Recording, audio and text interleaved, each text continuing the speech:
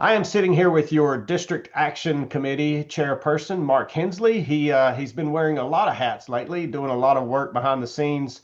And I just was telling him I don't know what I would have done the last month without him handling the Goodnight Grants. So, Mark, let's dive right into talking about the Goodnight Grants. That is one of our primary initiatives right now, and it is an action committee item. So, what's your take on it? How's it going? How are we looking? Thanks for having me this morning, Mark. Yes, the Goodnight Grant, very excited about where we are.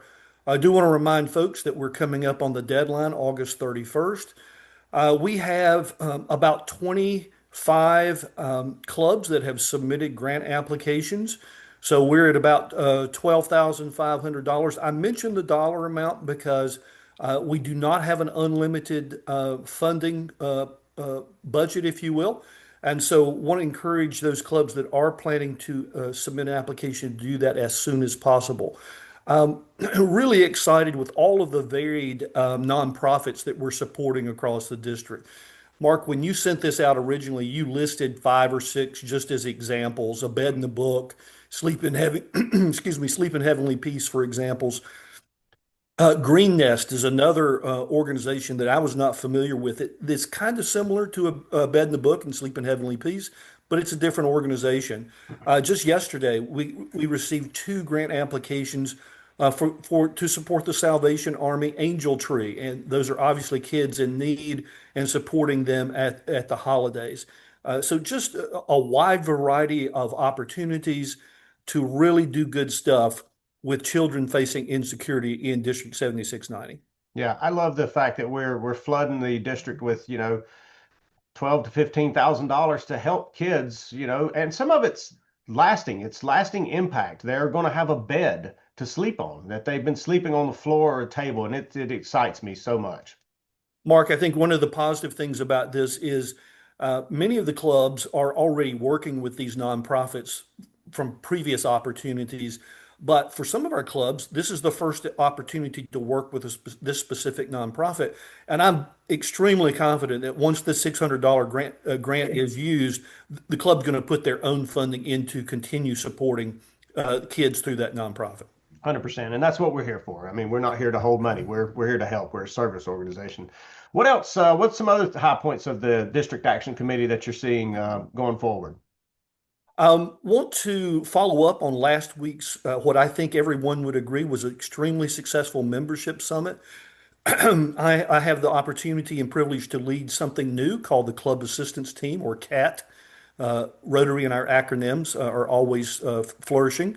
But I think the opportunity with Club Assistance is to help our clubs with all things related to growing membership. One of the specific items would be Discover Rotary. If you attended the summit, you learned that there's a Discover Rotary request form. We have six members of our team, and when that form comes in, we've aligned the team geographically to come and support and lead those efforts. We've already received three request forms, and we've got those on the calendars. I know other clubs are working to put those together. It could also be helping you with Membership Success Center, a membership action plan, setting goals, all those things. If you have questions, don't hesitate to reach out to me. But our team is proactively reaching out to the clubs that we're responsible for to see how we can help.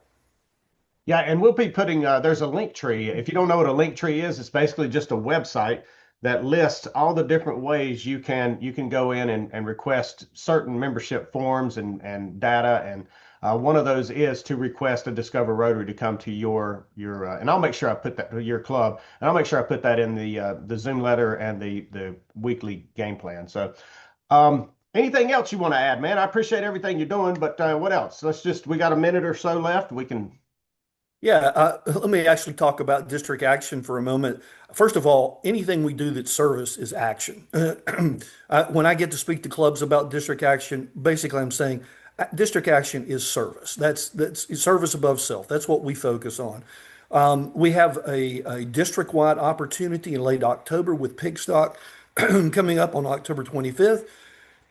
I know that part of your district achievement award points, the opportunity to have Rotary Action Days, those are service days. It can be cleaning up a park, It doesn't. It can be building something. It can be a habitat build. It can be small. It can be large. I want to encourage you to continue to do micro projects in your clubs.